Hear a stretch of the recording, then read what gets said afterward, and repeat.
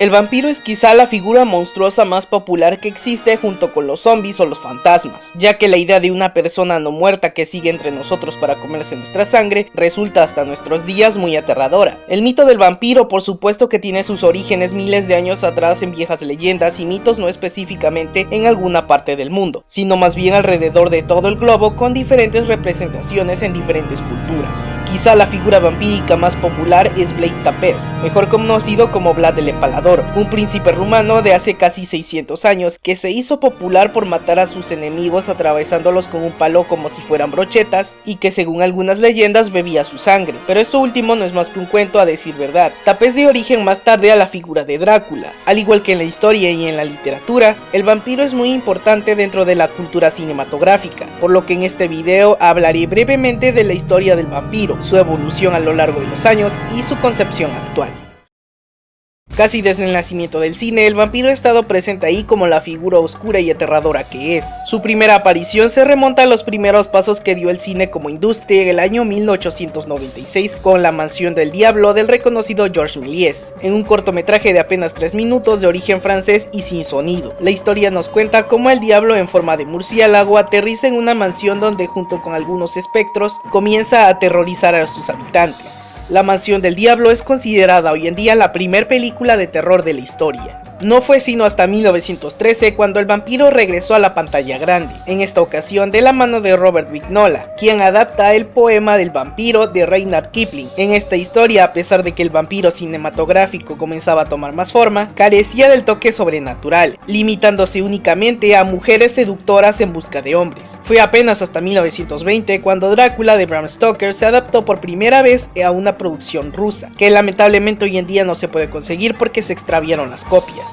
Pero si de vampiros realmente clásicos hablamos, Nosferatu es quien se lleva la corona. En 1922, Friedrich Wilhelm Murnau se dispuso a hacer una nueva adaptación de la obra de Bram Stoker. Sin embargo, debido a problemas con los derechos de autor, se vio forzado a cambiar los nombres de los personajes y a contar la historia que ya conocemos con unas cuantas diferencias. Nosferatu nos cuenta la historia de un corredor de bienes raíces quien tiene que cerrar un trato con el conde Orlok, un misterioso hombre que en realidad es un vampiro que por las noches aterroriza la región de Bremen, Alemania. Nosferatu, una sinfonía del horror, no solo consolidó al vampiro como un monstruo, sino que también sentó las bases y las características sobrenaturales del personaje que años más tarde replicarían otras cintas que abordaran el tema. Cabe destacar que la viuda de Bram Stoker mandó a destruir todas las copias de la película debido a que la historia de Drácula no estaba licenciada. Afortunadamente algunas se salvaron y podemos seguir disfrutando de este clásico hoy en día. En 1926 llegó a las salas de Bat o El Murciélago, la película de Roland West que adapta la obra del mismo nombre y que trata sobre un grupo de personas encerradas en una mansión donde un misterioso monstruo en forma de murciélago comienza a asesinar a sus habitantes. Para 1927, Lon Chaney protagonizó Londres después de la medianoche, una película de terror dirigida por Todd Browning, de la que desafortunadamente hoy en día no existe ni una sola copia salvo por algunas capturas de algunos fotogramas. Claro que no fue sino hasta 1931 cuando la figura del vampiro se consolidó completamente con la nueva adaptación del clásico de Bram Stoker. Bajo la dirección de Todd Browning, Bela Lugosi encarnó al que quizá es el Drácula más popular de la historia junto con el de Gary Oldman. Es a partir de este punto donde Lugosi se convierte en el vampiro insignia de la época, protagonizando algunas secuelas y películas que tocaban el mismo tema, que aunque no siempre era en el papel de Drácula, sí era en el papel de otro vampiro, como por ejemplo en La Marca del Vampiro de 1935, también dirigida por Todd Browning, que es a su vez un remake de Londres después de la medianoche,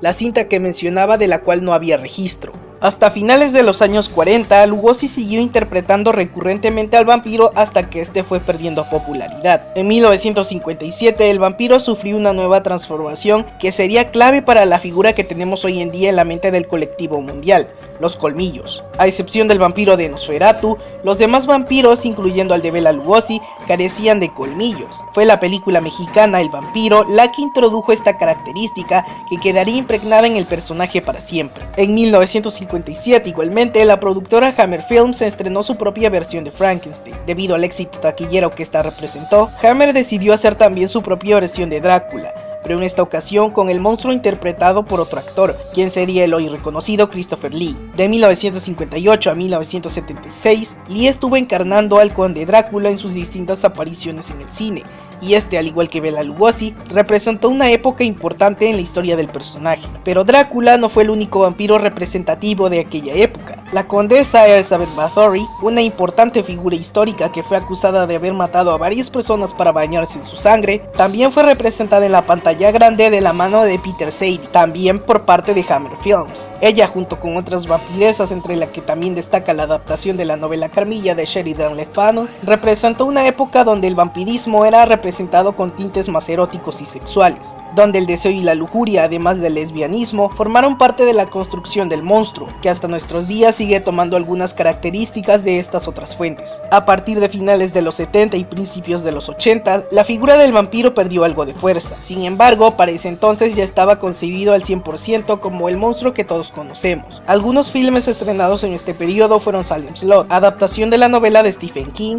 y Fright Night de Tom Holland. Pero si de algo estamos seguros es que los 90 fueron un renacimiento para el vampiro, empezando fuerte con una nueva adaptación de Drácula titulada Bram Stoker's Drácula, dirigida por Francis Ford Coppola, director del Padrino, y protagonizada por Gary Oldman, como el que quizá es el mejor conde Drácula de la historia del cine. Hoy en día esta película es reconocida como un clásico de culto y una película importante para entender al vampiro dentro del cine, además de ser reconocida como la mejor adaptación de la novela debido a su fidelidad con la misma.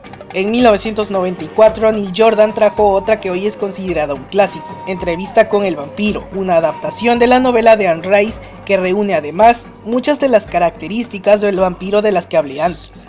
La mezcla del ambiente de horror gótico se funde a la perfección con la concepción monstruosa del vampiro, pero a su vez es sexualizada, donde el erotismo no respeta género, ya que se sugiere también una atracción tanto en vampiros femeninos como en masculinos, tal como algunas de las películas de los 70 plantearon anteriormente. Los 90 estuvieron plagados de películas de vampiros, desde From Dusk Till Dawn de Robert Rodriguez con Quentin Tarantino y George Clooney, hasta la adaptación del cómic de Marvel, Blade. El nuevo milenio también empezó por este camino con la película La sombra del vampiro, un divertido drama que mezcla la comedia, la realidad y la ficción, ya que nos narra la filmación del clásico expresionista Nosferatu y toma como base una vieja leyenda que decía que el protagonista, Mark Schreck, en realidad era un vampiro de verdad. A partir de este momento, los 2000 y 2010 fueron épocas importantes para el monstruo, desde nuevas adaptaciones de Drácula, nuevas propuestas y también nuevas adaptaciones de otros libros que, para bien o para mal, representaron también un antes y un después para el vampiro, como es la saga de Crepúsculo, que bien podría ser la película más culera del género, pero les guste o no,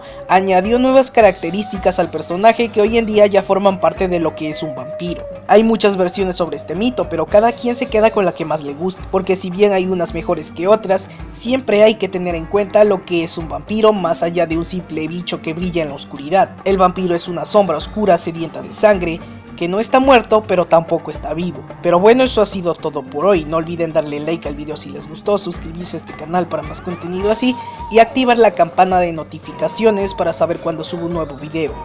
Nos vemos en la próxima.